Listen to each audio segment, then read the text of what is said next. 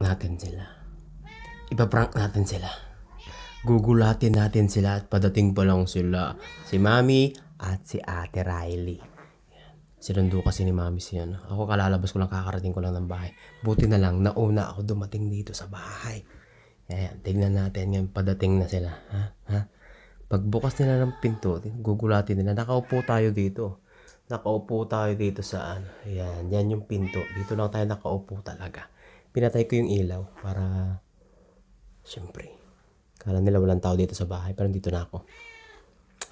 Let's go! Buksan na lang pala natin ilaw para makita natin yung reaction nila. Alright!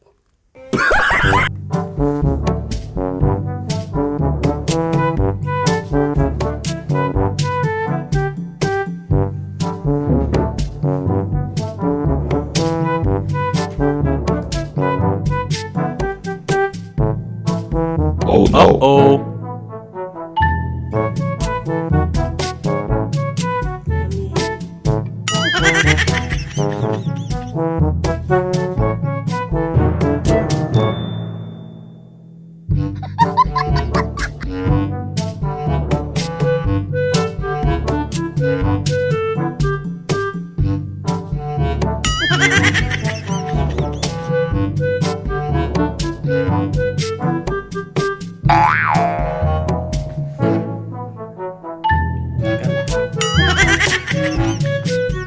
Ayan, dito sa parting to, nakalimutan ko kasi na sobrang exposed yung ating cellphone na gamit.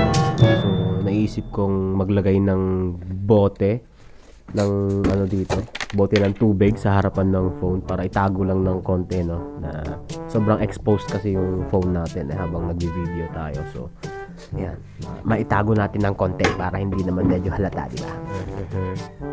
Ang galing! Ang galing!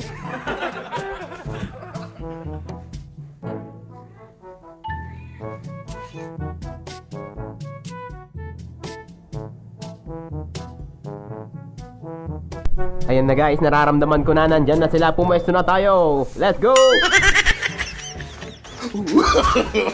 No, no, no, no.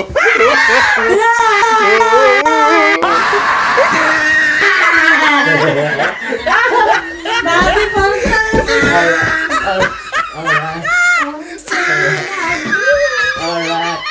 Yeah.